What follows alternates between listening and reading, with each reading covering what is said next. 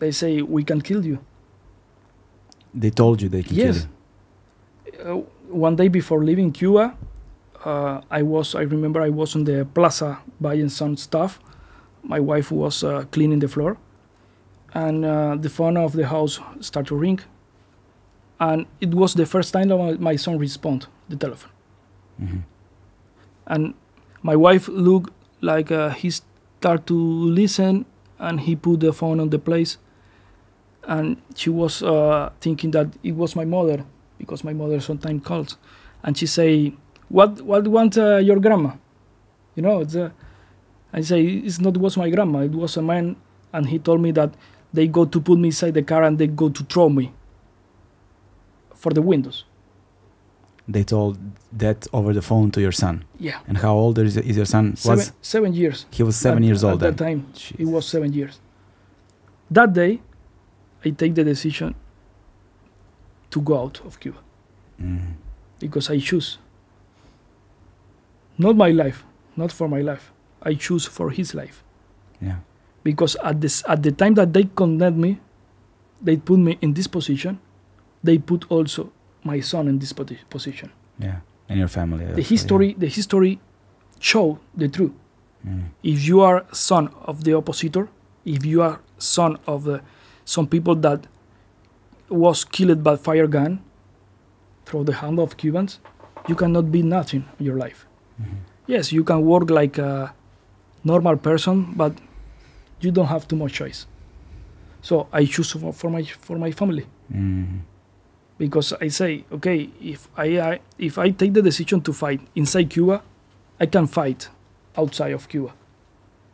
Okay. But I need to be alive. And how did you live? So let's explain this to people.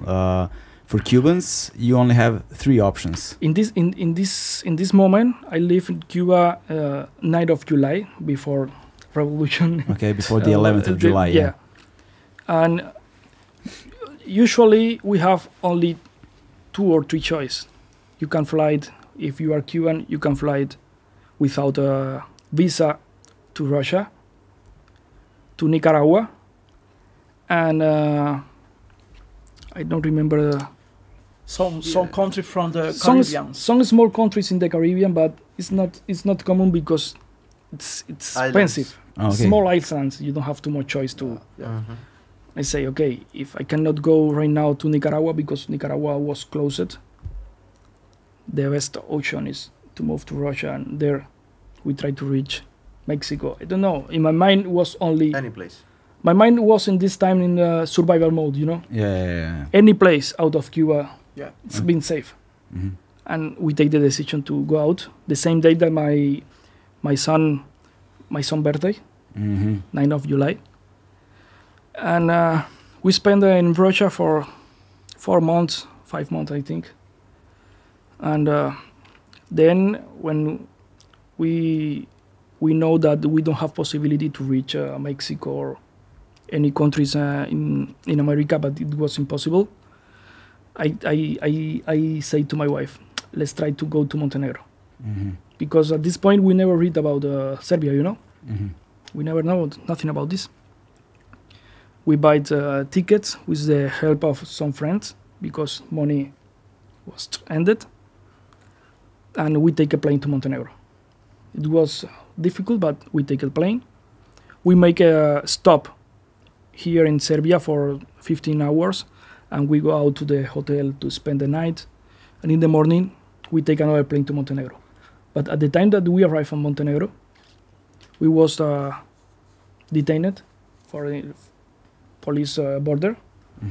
They put us inside one room, more small one than this one, for 8 hours. You, your wife, and your son, and the mother of my wife. And and your wife's mother. Okay. And we was there for 8 hours. And they put in the passport that we are not accepted in the Montenegro for. So they declined you. Yes, they declined us. And they say, okay, right now you has been deported to Russia again, and the Russian government will take the control of you, and they said they send you to Cuba. You know, point we was broken totally, but we cannot do it nothing. They put inside the plane, and the plane make another stop here in Serbia. We don't know how. We don't know how this happened. At the time that we arrived here, we was detained for two police officer that was near to the plane, and they put us inside the airport, but not inside the room, the normal. Just at the airport. Yes, they bring us in immediately food, water. They give you. Serbian police gave you food and water. Yeah. They give you treatment like humans. We feel like that. We heard before that Serbian police is very dangerous. Yes, probably, I don't know. But they give me a treatment like a human. They give a treat to my son like a child, you know. They bring stuff, they bring everything. They come to the passport and they say, welcome to Serbia. I say to the girl, look, I need to ask for asylum. And she told me, listen me, go out, forget everything. But the most important is right now is that you go out of the airport. You are free. Who told you that? One police officer. One police officer? Yeah. Do we know who this police officer is? I don't know, but they send the luggage. We should thank him. Yeah. At this time we was only one bag with the stuff of our son, because they send our luggage directly to Montenegro to Moscow. So you were without your luggage, without your stuff, with nothing. Anything. You just had only with our clothes. One hand luggage with your son's clothes. Yeah. Okay. And you move out of the airport. I look to my wife and say, forget everything, because the most important right now is our life, you know. And we find a place, one small hotel or motel, to stay there. And I make contact with one of friend that grew up with me in Cuba, and right now he lives here in Serbia because he's married with a Serbian girl. And I say him, I need to find a number of one lawyer. Okay. Because I need to ask for asylum. It's the most important right now. And he told me, I don't know nothing about that, but don't worry, tomorrow I will be there. I will bring you some stuff for you, your wife, and your kids. And I start to find something on Google. It was on December, and in October, Nicola received Nansen Awards. What? Nicola received? Nansen Awards is one of award that give to person that fight for human rights and everything. And when I start to find one lawyer for ask for asylum, all the notice that appeared was about Nicola. And I say, this is the man. We'll try it, but we never found his number. Okay. I called again to my friend, and my friend, in 15 minutes, he sent me one PDF document. And he told me, look, this is from university many years ago, but it's one number here. Yeah. Try to call. And I say to my wife, okay, we don't have nothing to lose. And I make a phone call, waiting for secretary or I don't know.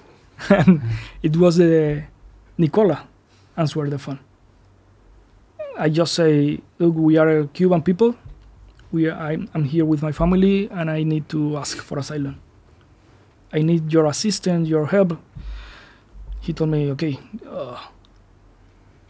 tomorrow you must be here at 2 or 4 o'clock, I don't remember, in Ideas. I will send you the address. Believe me, when I leave Cuba in July, I not sleep quietly since this day. This day, when I was to my bed, I sleep like a child. You know.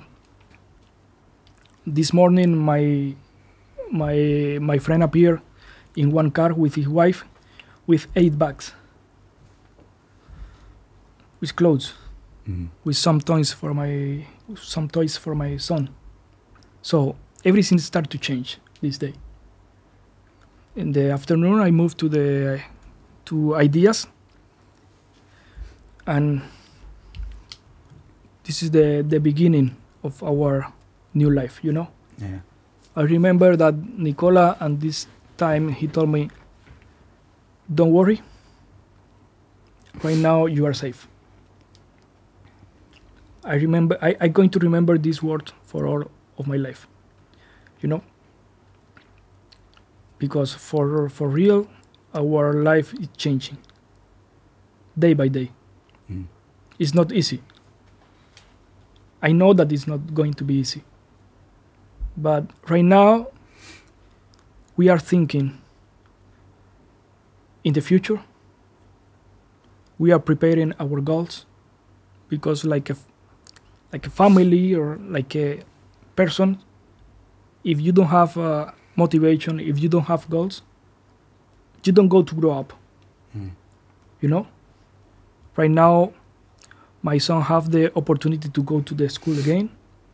He finished a few days ago. So everything is changing.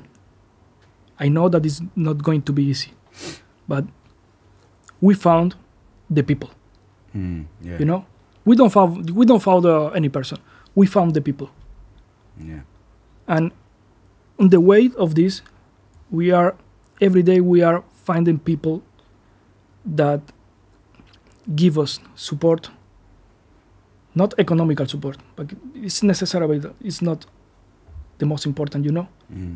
When you are surrounded of people that give positive energy, you can make everything in your mind with total clearly, you know? I don't know if you understand me. Right now I have the friends. I know that I lose friends that grow up with me, but I think that they was there for my position. Because right now I have the friends. I can call at any time and they will be there. And it's the most important for us. And for now, until the end, just we go to move. Climbing, not going down.